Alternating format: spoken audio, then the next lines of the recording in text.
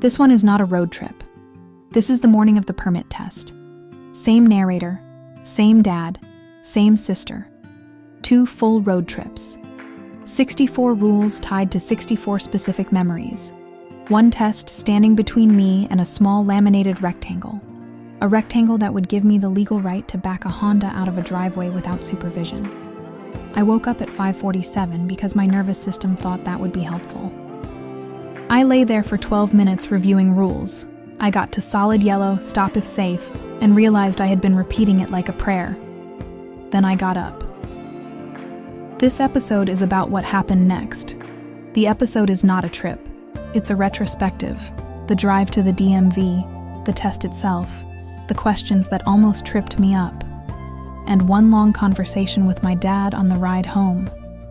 Every rule here is either a residual the first 2 episodes didn't cover, or one of the ones teens reliably get wrong. My sister insisted on coming, not for support. She is writing a short story set in a DMV waiting room. It's the only liminal space left in America, she said. Purgatory with fluorescent lighting. Dad drives. It's drizzling. He flips the windshield wipers on. Immediately, without thinking, he also flips the headlights on. In California, if your wipers are on, your lights have to be on. Wipers on, lights on.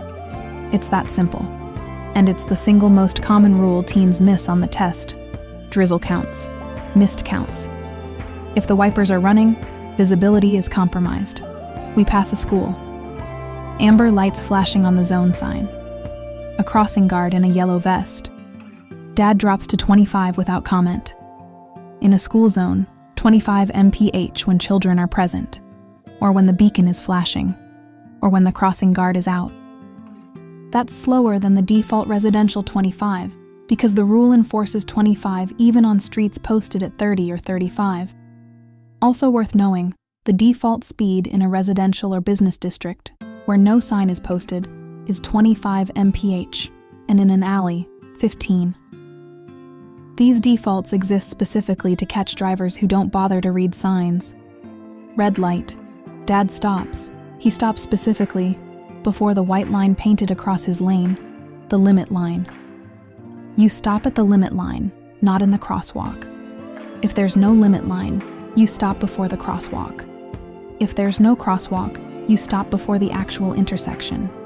Parking in the crosswalk blocks pedestrians and blocks your own sight line. A weird lane appears in the middle of the road. Yellow broken line on the outside, solid yellow on the inside. It's a 2-way left turn lane. You use it only to make a left turn or to prepare to make a left turn. You can enter it from either direction. You cannot drive in it for more than 200 feet. It is not a passing lane. It is not a get-around traffic lane, and it is not optional reading on the test. Dad merges onto the freeway. He settles into the middle lane.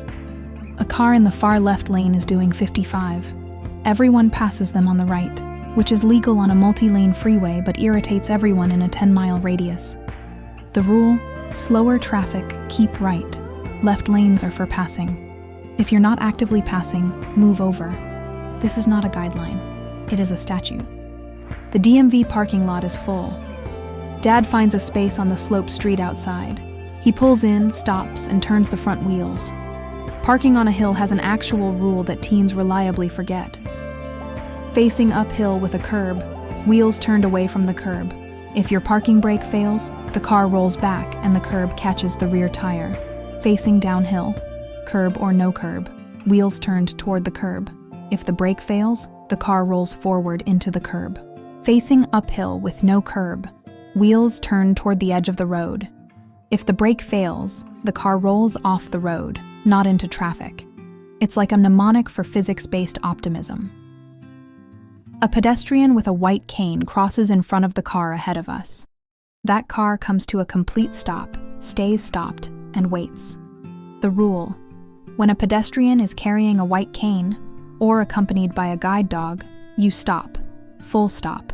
Do not inch. Do not roll. Wait until they are fully across and clear of your path. Visually impaired pedestrians are a protected category with enhanced rights. We park. Dad points at a sign on the wall outside the DMV entrance as a coincidental review. 6 colors, 6 jobs. Red, prohibition. Stop, yield, do not enter, wrong way. Yellow, permanent warning. Curve ahead, merge ahead, pedestrian crossing. Orange, construction or maintenance warning, temporary. Green, direction or information. Exit signs, mileage. Blue, motorist services, gas, food, lodging, hospital. Brown, recreation or scenic, parks, museums, historic sites. White is regulation, speed limits. Black is regulation 2, one-way, turns. Inside, fluorescent light, the specific beige that government buildings are allowed to use and nobody else. My sister pulls out her notebook. She had been in the waiting room for 3 hours, she writes, narrating as she goes. The number on her ticket was 214, the screen said 41. Dad, not helpful. It's set dressing. She adds a line about the ficus in the corner being either dead or waiting.